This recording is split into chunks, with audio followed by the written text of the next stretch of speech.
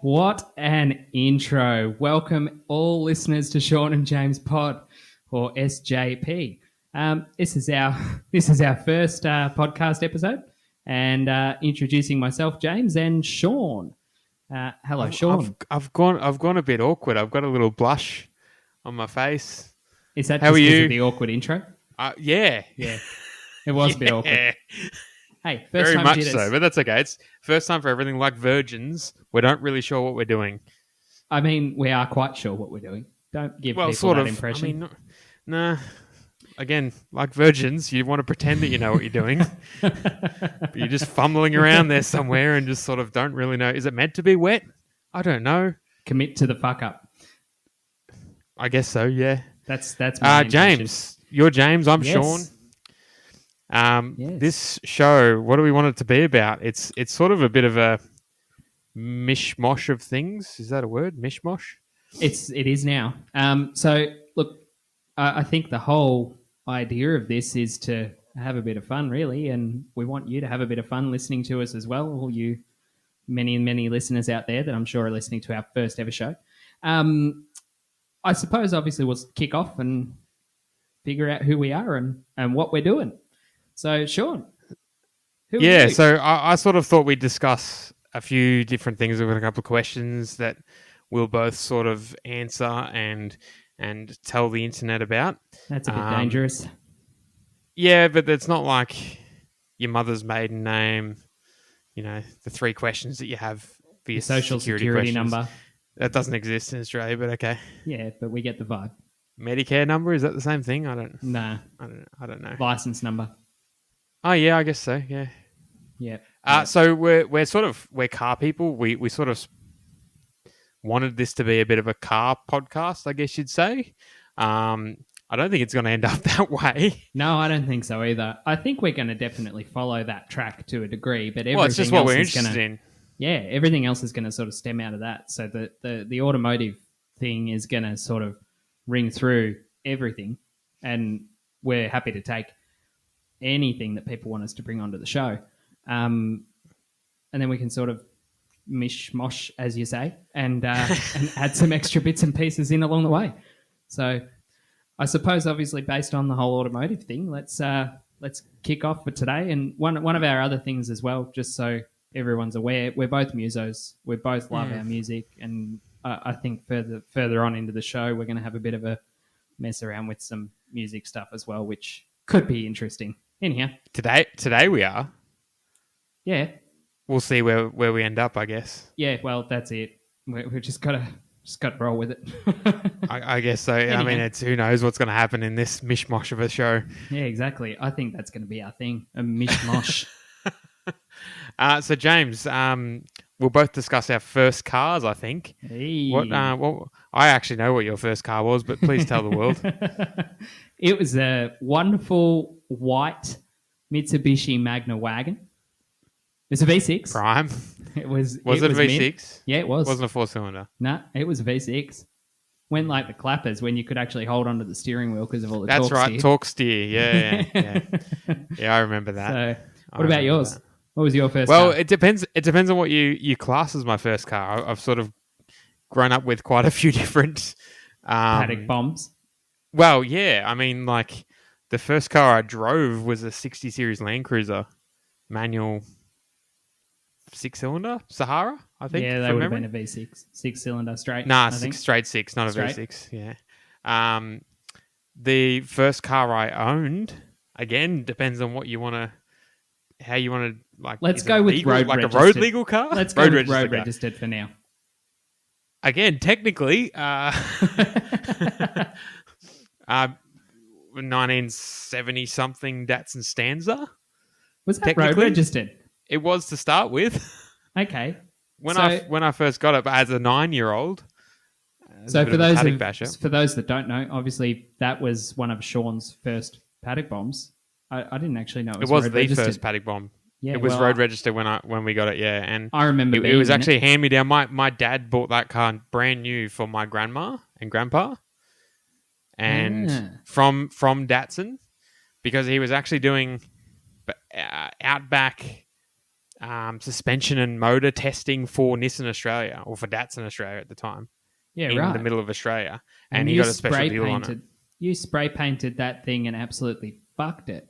I don't think I even spray painted it. I think it was actually brushed on with paint from our family friend that had.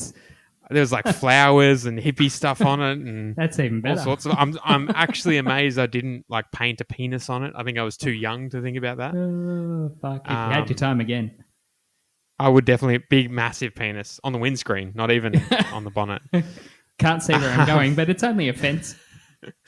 It's all right. You go through fences. Which you actually went in when it blew up, and we've actually got a video of the day it blew up. No. I don't think it actually blew up. I that thought it is ran the out day of fuel. it blew. No, it blew up. Oh, I didn't know that. Because me and my old man were talking about this, and I'm pretty confident. I'm actually not 100% confident, but I'm about 80% confident that is the day it died, because it was having problems for ages. We had it for a few years. I was driving around as a 10-year-old, 11-year-old, 12-year-old. And then not long after that, we got a Bluebird wagon manual. Yeah, I remember that. And that was one. because the Stanza blew up. I remember the Bluebird. It was like a brown colour. It's still one of the best cars of all time. But anyway. Yeah. First actual car that I drove legally on the road. On your P plates. When you got your physical license, the actual card in your hand that permits you to drive on the road. Yeah, that one. That's right, yeah. I don't know why they gave that to me, but anyway. I do, but I'm not going to go there. We can cover that in a later episode. Probably because of all the paddy bomb driving is why they gave it to me. The first car was a 2001 VX Polina wagon, V6, 3.8 litre Ecotec. EcoJet. On gas.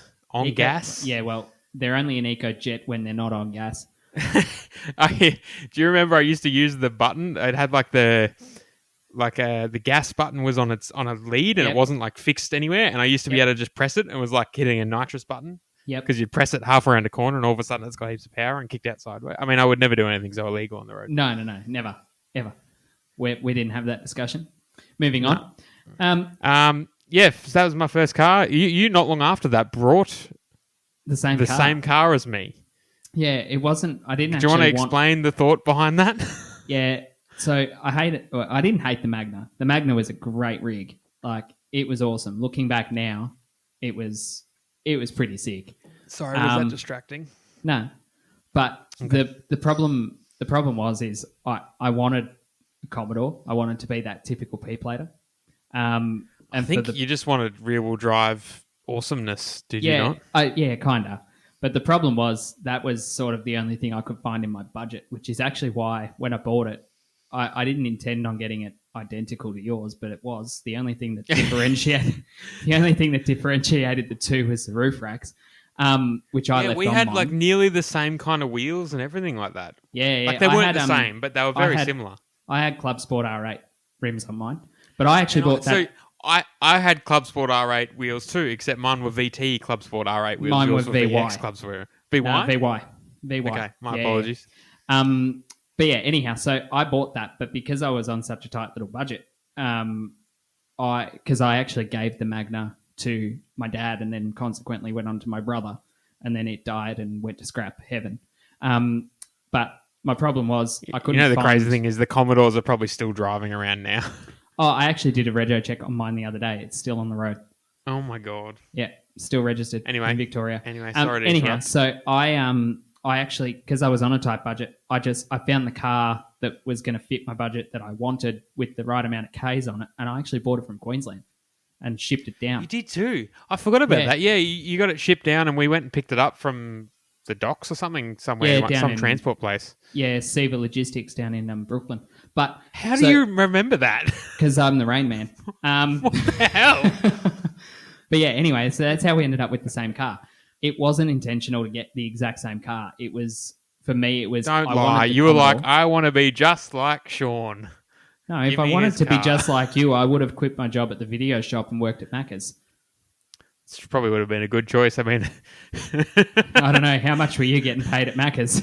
I don't know. How long did video stores last? Not long after I quit. Guess what? Macca's is still around. I could still be working there. Yeah, not that I want to be, but anyway. But anyhow, so yeah, that's first cars. The Magna lasted a while. Right. That had a good run. I got rid of that for my after it had been to my dad, then my brother. That went to heaven in like 2015. So it had a good run, and I got my license in 2009. Yeah, right. That lasted actually a fair amount of time. Yeah, ripper car. I actually, Yeah, right. Yeah, bit sad that I got rid of that. Good But first car, but I mean the Commodore was cooler. The Commodore was cooler. And I say that with quotation marks because we've all grown up past Commodore. I got rid of that Commodore because it was leaking out of every single possible orifice, and I didn't have the money to fix it, so I sold it. I didn't know that. Yep. Okay. Anyway. James, what's your all-time favourite car? Oh, my all-time favourite car. What was the one that was on the poster on the wall in your bedroom? So my all-time favourite car actually was never on a poster on the wall. Poster on the wall car was CV8Z Monaro and an FJ Holden. CV8Z. Is that the all-drive? No, that's... No. That's just the VZ just the regular VZ model, yeah. With the special wheels and whatnot. Mm-hmm. Just extra accessories and shit. All the candy. But my all-time favourite car was never on the wall because it didn't exist back then. But my all-time favourite car is 200 series Cruiser, Land Cruiser. It would have... What? Nah, still 200 series came out like 2007 or something, didn't it? 2007, yes. But I was quite hooked on my Commodore at that point. Is that right? 2007? Yeah. Yeah, it would be. 2006 was the end of the 100 series, which was the 4.2 six-cylinder turbo diesel. Which I was right. 2007. I pulled that right out of my ass. Yeah, you did well. So, yeah, right. Okay. But, so 200 series Land Cruiser, that's still the car, the old time. That's the car. Yep. So you win $1 million. That's $10 million. The first thing I buy. Really? Actually, no. Sorry, the second. The first thing I buy is another house. But okay, fair enough. 200 series, absolutely. I'm sorry, I'm a bit stunned by that, but it's such a boring car. Yeah, but they're no, they're not. They're not. Have you driven one? They're brilliant. But like but I love so how boring. They drive. Yeah, I don't care. Okay. Big, comfortable, V8, good note, reasonably powerful. I guess that's true. It'll pull anything. Yeah, see what I did there? Good one. Fucking hell. And we're off to a cracking start. But yeah, anyway, what about yours? I sort of had to think about this. I wrote this question and I was trying to think about what it actually is because it's sort of changed a bit over the years. That's normal. And I mean, as I've grown up, as I've matured, as I've, all that sort of stuff. But it's absolutely baller. And it's the last thing you'd probably expect. Actually, here's a fun time. Guess what it would be. Oh, fuck. I actually wouldn't have the foggiest idea. You know me well, probably better than anyone. I do. What do you think would be my... I think, given your history in terms of work and life and shit, I would say it's a Volkswagen of some description. Nope. Yeah. Then I don't know. It's not even in Volkswagen Auto Group, which is like there's a big range, and some of the coolest cars in the world are in the Volkswagen Auto Group. What's its country of origin? Germany. Oh, an AMG 63. No. Close. Is it a Mercedes? It is. It's a G-Wagon, baby. Oh, yeah. I would love a G-Wagon. Fuck yeah. I could do that. Yep. Okay. Right? Yeah, I see that. That's way cooler than a 200 Series Land Cruiser. Yeah, it is. And it's sort of not what I first thought of. When I first thought of like coolest car, the favorite, the ideal car, all the best stuff in the world, what I would really, really, really want. And I was like, Lamborghini, Porsche. Yeah, I'd love a GT3 RS. That'd be sick. All that sort of stuff. But really the coolest, like the statement that you can drive every day and like, as I don't know whether you've seen Whistling Diesel's video, but you can literally launch them over a sand dune and they survive. Yeah, that's pretty impressive. They're great off-road and it's a G-Wagon. You look like a drug dealer driving it. It's great. Do you want that label though? Yeah, but I get the number plate's not a drug dealer. Done. Yeah, righto. Fixed. Okay. That's not going to get me pulled over at all. So on that note, I got a question for you. How close are we to having that G-Wagon, Sean? Pretty fair way. What's our current car? Well, I mean, so current car, I've got two. They're both four-wheel drives. One's a 2022 or 2022 21. Nissan Navara. No, it's a 21. You're right, it's a 21. It'd be 21. 21 Nissan Navara D23 STX with all the candy. ST Sex.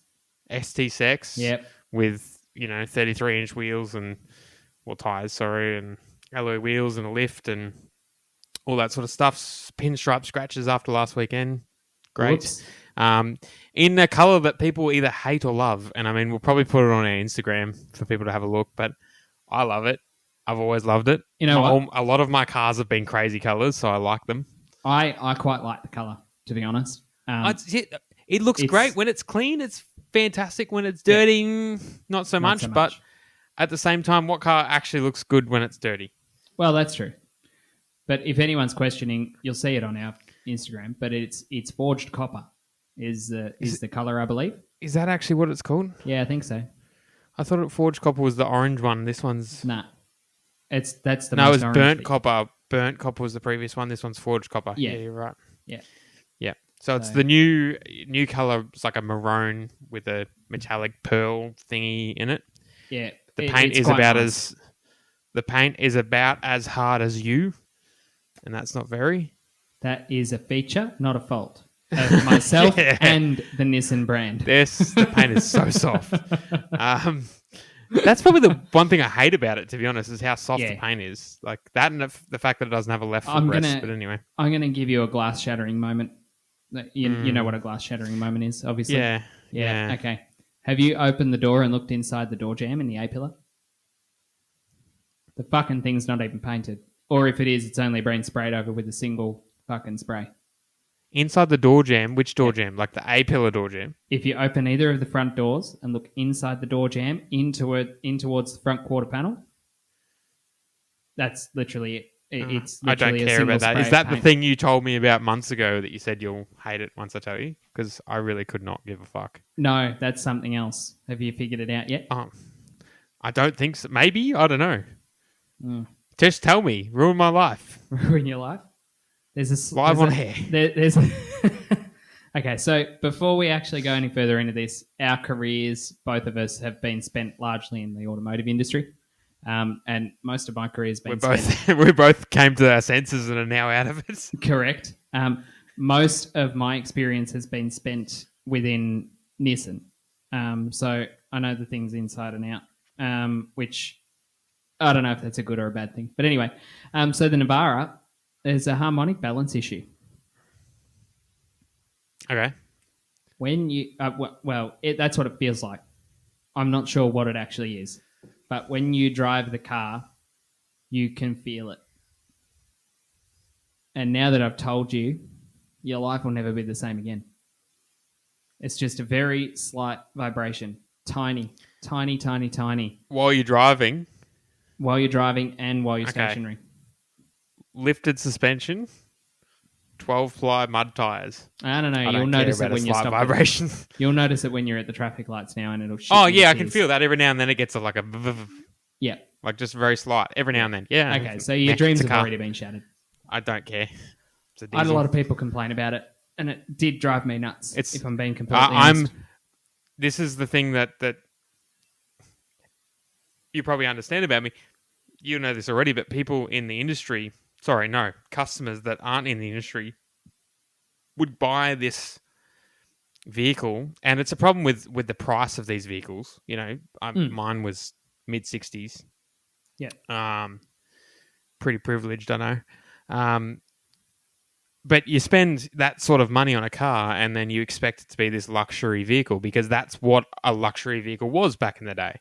But you're not paying for luxury; you're paying for the towing capability. You're paying for the off-road capability. You're paying for the technology in it. You're paying for the The leather seats. comfort in a sense, but the leather seats, like, they're not comfortable leather seats. They're just leather they're seats. reasonably comfortable. They're fine. There's nothing Yeah. wrong with them, but No. it's just a seat.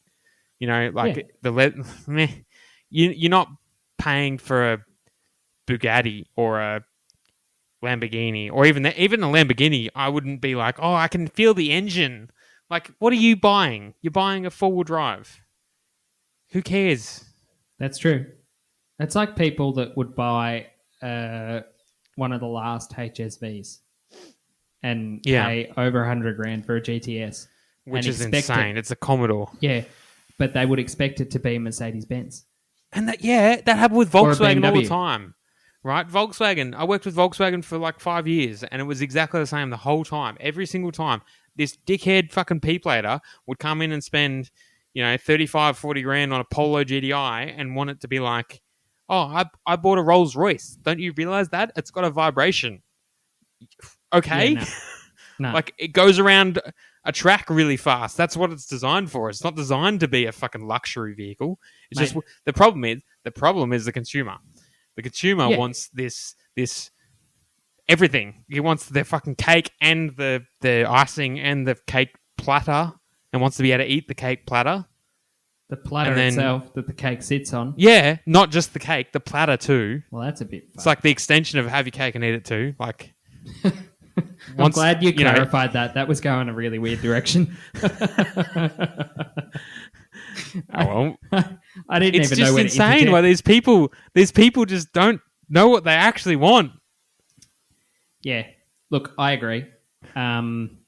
I don't think the general consumer these days. And look, chuck us your thoughts. Shoot us a DM on Instagram and tell me I'm wrong. Whatever. I fucking dare you. Tell us we're wrong. Give us an insight. Like, what are your thoughts? I feel like, and this is where I think I'm almost on the money. I don't think the consumer's educated enough, because when you think about it, when you were buying a car back in the 50s, 60s, and 70s, you were just buying a car to do a single job. And if you had the money, you were going to buy a nicer version of a car to do a single job. I don't know about that. I don't know if that's true. This is going somewhere, though.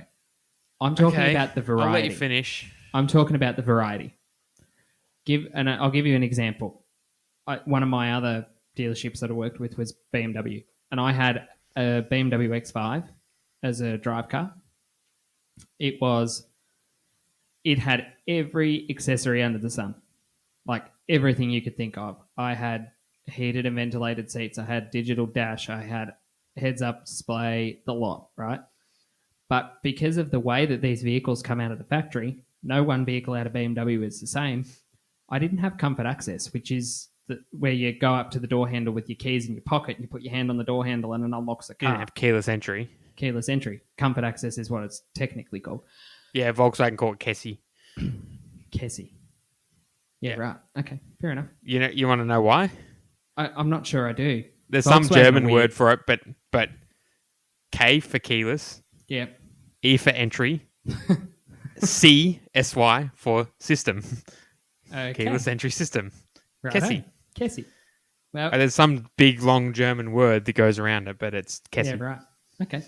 Everyone has a different name for the same thing.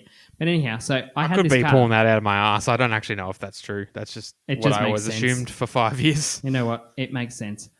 But anyway, so this car had every accessory under the sun except a really simple feature that is stock standard in a base model Mitsubishi. So I think the issue that we're talking about here with the value of car versus what you're buying and what you're buying the car for is a lack of education. Well, the people get this expectation that they should get something just because, right? So there's like, that too. I spent $60,000 on a car. Of course it has this, without actually knowing whether it has this. That's true too. Like the person buying the BMW would just assume that it's going to have keyless entry, which, you know what? I don't blame them. I kind of agree. Yeah, I kind of agree too. But you would also hope that your salesperson is actually of some assistance. We obviously both didn't sell cars. Well, we both have sold cars, but it's not what we did for a job. Like, you've met car salesmen, James. Yeah. Some are really good. Some are really, really bad. No, a few are really good. I'll give them a little The bit vast more credit. majority are not really good. Yeah. Well, that could also be the internal view as well as the external view. But anyway, so yeah. Look, it's one of those things. And I think everyone's got to there's got to be this little bit of an understanding of things are changing, things are shifting, and there is more variety on Australian roads than other roads in most other parts of the world. And I think that's confusing. That's a real problem, right? We have, I think it's the most amount of brands out of like all the countries in the world. I think, is that right? Yeah. Well, I'd have to check that. And we're very, that's very close. like when Honda was going to pull out of Australia, and we thought they were actually going to pull out. It was like, oh, good, we don't need Honda. We don't need to have Cupra, the new fucking electric brand. Or we BYD, don't need to have, which is Build Your Dreams. I've never heard of that, but okay. That's another brand. I don't actually know if it's just a Victorian thing at the moment. But anyway. Probably. Sounds like a Continue. Melbourne thing. Yeah. Yeah. It's a bit of a problem, isn't it? Look, I think there's a lot of disdain in the industry at the moment for everyone involved, whether you be the consumer, whether you be a person that's working within the industry. You can't get stock. You're waiting. Oh, it's a real messed up thing for the customer and for the people working in the industry, because yeah, exactly. You know, you have to. How do you sell some like Hiluxes? From what I heard, like SR5 Hilux, yeah, it's like a 4-year wait. I can confirm. They stopped selling them. They've stopped right? taking orders. Because yep. I don't know if all models or what, but that's what I heard. They just stopped taking orders of SR5s. The new Wild Track Ranger they've just stopped taking orders. They're at about 13 months now. Yeah, I mean D-Maxes, I know that's about 12 to 18 months. It's just starting to get a little bit better. So Navara's the same thing. I mean, I was lucky I didn't have to wait because I bought a forged copper one. Essentially. Like, yeah, nobody wanted the forged copper, so I bought it, and it's exactly what I wanted. I just as a curiosity thing was talking to one of my mates who works within Toyota, and he was confirming the wait times on Hilux. I don't think it's quite 4 years, but it's a long time. It was a long time, it's right? a long time. And even 12 months is a ridiculous amount of time. Well, like how do you go, oh, I'm going to buy this and I'll pick it up in, January next year, 2020. Sorry, January the year after next now, 2024. Yeah. And how do you go, yeah, okay, I'll put $1,000 down on that. No worries. You've also got to remember, too, that the car that you order is a 2022 plate, which means that by the time you pick it up, so it's already a year old. old. 4-year-old car. Yeah. Yep. Like, that's if you're buying a Hilux, you're buying a 2021 plate. Here's another thing to consider. You go out and buy a brand new one. Let's say it's 65 grand. You go and buy a second-hand one that's done nearly 100,000 Ks, and it's also 65 grand. And that's exactly right. And that's sort of like, I got asked a few times, why did I buy a new car? I was sort of against buying new cars my whole life, to be honest. I've always said, and it probably came from my father, that as soon as you buy a car, it's going to drop half its value, blah, blah, blah, blah, blah. But the reality is... the one time in the world, the one time in the history of the world that it's probably the opposite. It's. I could probably sell it for what I paid for it now. I've done 10,000 Ks in it. Like, yeah, you could sell it for more. Probably, yeah. I cannot find an STX online. I've been looking. I always look at cars. Like, I'm always online. But, yeah. Anyhow, so Shaun, your first brand new car. Tell me, what's the worst car you've ever driven? Nissan Navara S. No. I actually quite like it, to be honest, apart from the no footrest thing, which is, I'm sure that'll be becoming a recurring thing. Yeah, see, I'm sure it doesn't faze me as much. Yeah, you can't reach the pedals anyway. You got to put blocks on them. No, for a short person, I sit a fair way back from the pedals, to be completely honest. Yeah, because you got to fit the bits of wood in between. My worst car I've driven or owned or what? Let's go both. Driven?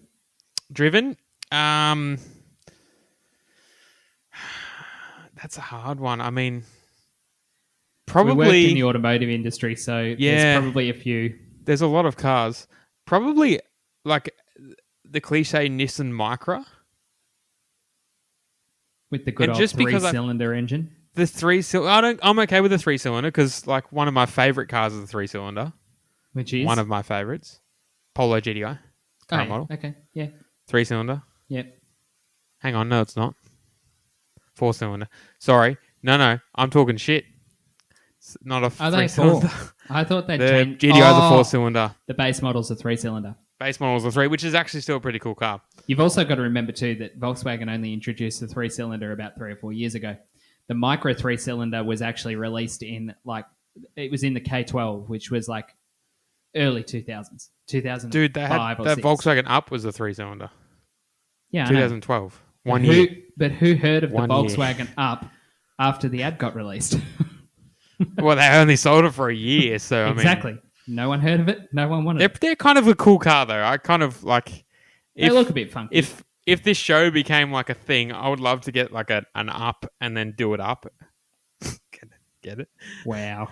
And then lower it. Wow. And have... Or like... Yeah. Yeah. Okay. Or lift it. That would Put be big quite mud tires funny. on it. Literally bring have it an up up. that's lifted up. Yeah.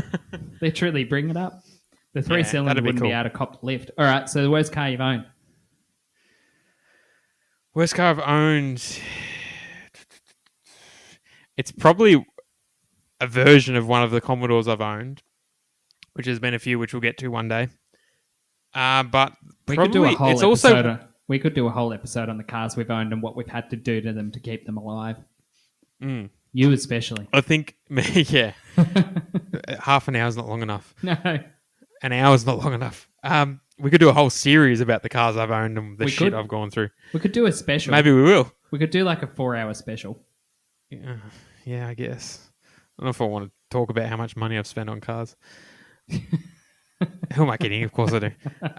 The worst car I've owned, I would say, is probably my VX S-Pack. Also one of the coolest, but it was just a heap of shit. It would stop starting randomly, wouldn't it? That's it cut out randomly. That's right. While you were driving And it then- too. Yeah, and it'd just die, and Yeah. it had all sorts of electrical gremlins. It got a body control module replaced. It got twice. It was a 3.8 liter Ecotec as well, but it was sort of done up a bit, and I think that was part of the problem. And it had this coil pack. I can't remember the name of it now. I would know it if I saw it, but it's like the plate that the coil pack's attached to that gives the spark or the power to the coil packs from the battery. Like that shit itself like 6 times. I literally replaced it like 6 times, and it just did everything. That it had thing was wheel a bit of a- bearings go on it. That was a nice car, but it was a bit of a lemon. It was a cool car, but it was a lemon, and that was the first car that like people thought I was a drug dealer in, and I liked it because I wasn't. Maybe I should have been. I probably could have paid for the repairs on the fucking thing. Yeah, well, that's true. But yeah, that'd okay. be it. I think. What about you? What's your worst car? Well, owned would have been the car that the missus and I just got rid of, which was a Hyundai Getz. That thing was 2010, so it was only a 12-year-old Do you feel like the car. Getz was sort of like the XL that didn't happen? Yeah, it was. Like it had like the XL for people that are listening that don't know. I mean, We'll feel like post if you a have photo any of a interest in Getz and an cars. XL so you know the difference. but this XL was such a cool, like not cool at all, but it just became this thing, like the Mini Cooper. I guess the Mini Cooper was never intended to be what the Mini Cooper is. Yeah. Maybe not to the same standard as a Mini Cooper, but like No. it has I get you. you know, There's it's an aura of over the an car. aura, exactly, Yeah, and it's a got haze this- of smoke. Yeah, and you know what? I think with the XL specifically, that was based off the marketing campaigns that were done in the 90s when it got released. I don't know if you've seen any of the ads, but like I look at what we get. Remember. I look at the marketing that we receive as a consumer now, and I look at something like that popped up on Facebook the other day. I actually saw an old ad for an XL, and it was a fucking great ad. Like it was brilliant. And they're a great car. They're bulletproof. They're Yeah. fun to drive. They're not fast, but they don't need to be fast. They're just a cool little shitbox. Yeah, and there's now an XL racing series as well. People are running That's around. very a racetrack, popular, yeah. and it's very popular, which means that once upon a time you could pick an XL up for $1,500. Now you're paying anymore. $5,000 $1,500 and less, and less. way less. I Like think that was a pristine one, man. Yeah, exactly. I had 3 at one point, and I mean, 2 of them cost less than $200 each. Yeah. Well, I think the Getz was the failed XL.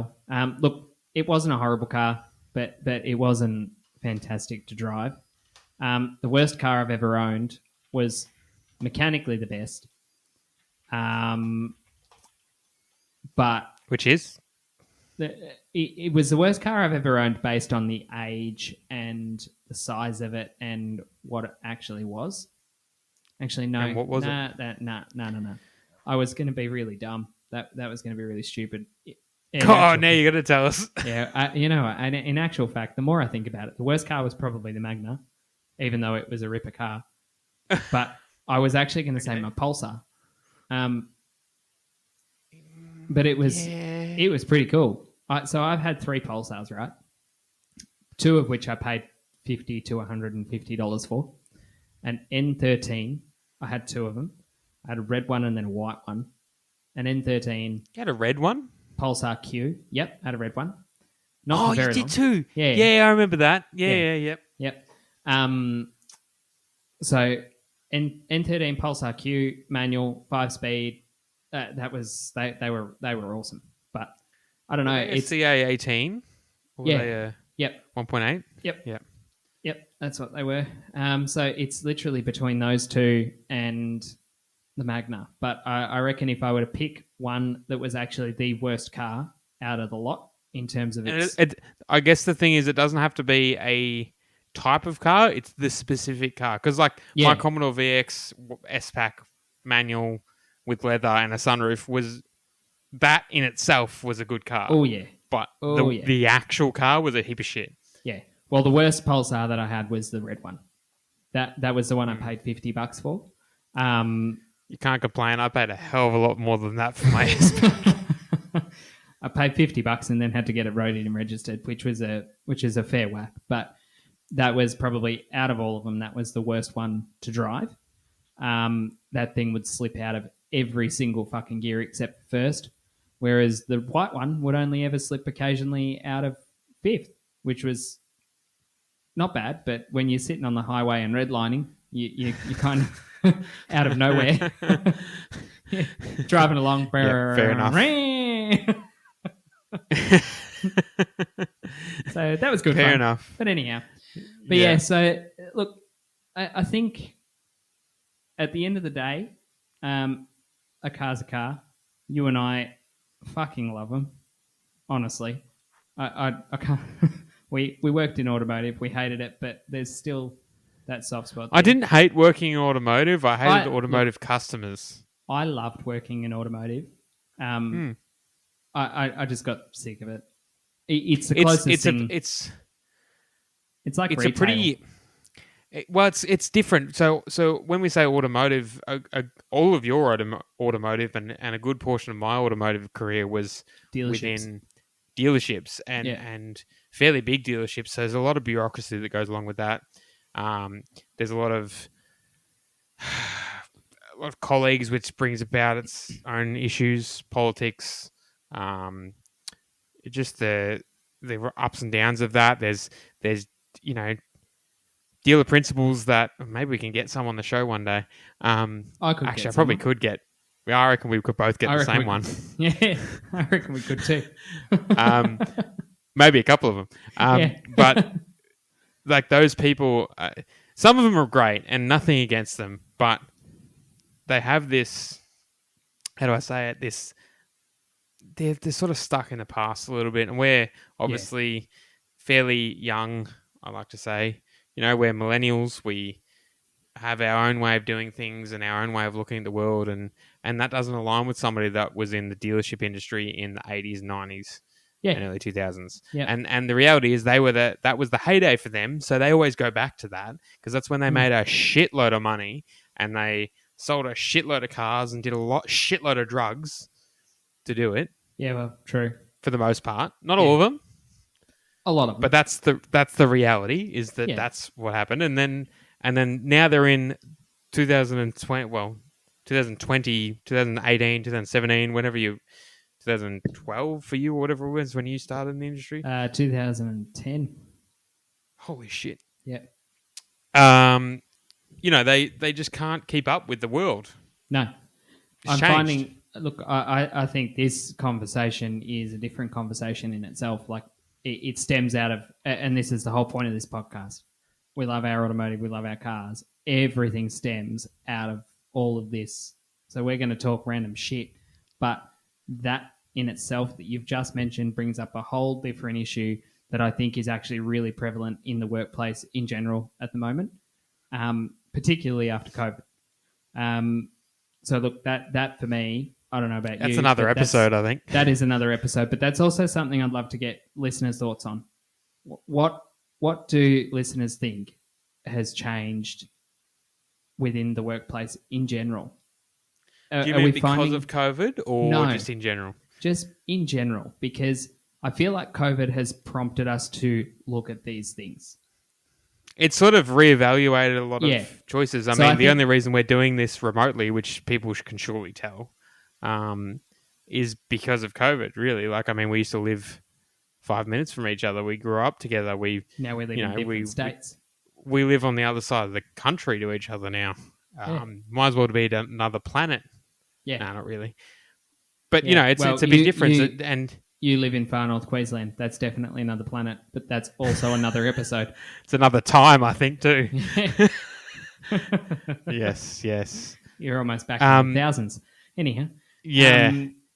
But yeah, look, I think the whole point of all of this and the whole reason that we're doing this is exactly what has just come out of that last comment of what the dealership what the dealership landscape looked like back in the 80s as opposed to what the dealership landscape looks like now and how people aren't adapting to that change. I think the customers, in some sense, aren't adapting to it either. No, I don't think so either. Not at all. And this is in every industry ever. I think there's been a huge growth in technology and a huge change in the way we use it over the last couple of years. And everything's just literally flipped 180.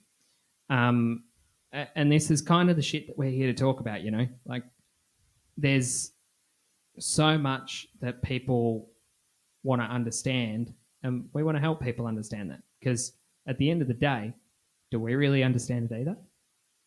No, but it's part of this is. I guess we want to do this so that we can, I suppose, have our own journey with understanding it all and the changes that the world's going through and all that sort of stuff. I mean, it's a bit of a weird. So we want to get world. We want to have a bit of fun. We want to get a bit deep, dark. We want to be fucking hilariously dark, and we want to get people's thoughts. That. Yeah, I know you can. I'm the one that's going to need some work on that. So any ideas, you might need some emotional support. Yeah, probably. I've got a psychiatrist I really on speed think, dial. and I think that we've been going now for quite a while, just talking about this, and essentially it's one sort of subject, and I guess that leads me to our next thing that we've spoken about before, doing the show and trying to work out what we're going to, how we're going to do it, what we're going to do. We're just going to do it, make it up as we go. To be honest, there is so much to talk about. There is, and this is exactly what happens. So, what do people want? Do you guys want little segments? Do you want us to talk about something for a few minutes, like a radio show? Do you want us to talk about something like the dealership debacle? And I'm going to call it that. Forever. It is a debacle. It is an absolute fucking debacle. Do you want us to talk about that? Like, do you want us to just talk about that for 45 minutes? Do you have questions about buying cars? We can probably help. We can probably. Do you have questions about servicing cars? We can probably help. Oh, we can definitely help. We're not mechanics, but we have a lot of mechanical experience. You theoretically, me actually. I used to tell you what to do while you did it. Yeah. I'm the brains. I don't like tools, but that's also another conversation for another day. We'll get to that. Fucking hell. Holy shit. Do you want us to do that? Like, I don't really know. I don't know what people want. I mean, look, I know what I listen to, and I guess that's a really real thing that is very different for different people, and maybe we do one this way, one another way. Who knows? I mean, James, you said before the show that you listen to shows and you might even get turned away if it's a 40-minute podcast. I would. My max out is 35 minutes, and see, I'll talk about that. I go, oh, it's only 4 hours? Where's the rest of it? What do you mean? Like, I want to hear a conversation. I want to hear it deep and meaningful. I want to hear this whole roller coaster of emotions and bullshit that people come up with on these things, and that's sort of, I think, what we can do. But we can also do the small stuff if you want. I'll have to work out how to shut up for a bit, but I mean, we can do that. I think we both will, though. I've realised already that it's pretty hard to rein myself in. But anyway, it is, yeah. So, we're going to have an Instagram. Yep, absolutely. That'll be so that's Facebook. Shaun and James Pod on Instagram. Facebook, same thing. Shaun and James Pod. And we'll also probably have eventually, when all of you wonderful listeners are all listening, the thousands and thousands of you, I'm going to reflect on this in a couple of years' time and laugh probably. But anyway. Well, we've got 2 listeners and it's both our partners. We'll probably have, who are doing our marketing and obviously doing a terrible job. Obviously. But we'll try and set up a group. We want a bit of a community. We want to sort of build this up to be something that the listeners want. So we know what we want to do. We know how we're going to do it. But if there's anything extra to add it. If there's anything that we want to shift and change, we'll shift and change it. We want to have some fun. We're here for us. We're here for you. Give us some feedback. Yeah. Give us feedback. Let us know. But and do us a favor. We want lots of funny shit. Send us through funny stories. You just want them to do your work for you. No. You're like, give us the funny stuff. I'm happy to do like a fucking 4-minute review of the emails that we've had sent through because it'd be fucking funny. Like, seriously. I don't know if we could fill out 4 minutes just yet. No, probably Hang on, not. let me just check. Let me just... How many followers? Zip. Oh, 0. none. Well, look, that pretty much concludes our 2022. We've been talking about this for 6 months. We're finally here. And we're going to kick off next year in 2023 in hopefully some good stead. And I hope to look back on this in 12 months. Yeah, fast. Isn't it stead? Stead. Yeah, you're probably right, actually. Good work. Son of an English teacher. Bloody Australians not knowing how to pronounce shit. Shit. But yeah, we're going to head off into 2023 and hopefully in 12 months, start of 2024, we can look back and have a bit of a laugh with you all at how stupid this episode was. Yeah, how bad we are at doing this. Yeah. But anyway, thanks for listening if you've made it this far. Yes. That's, impressive. And we'll chat to you soon. Once again, thank you again. You have listened to Shaun and James Pod.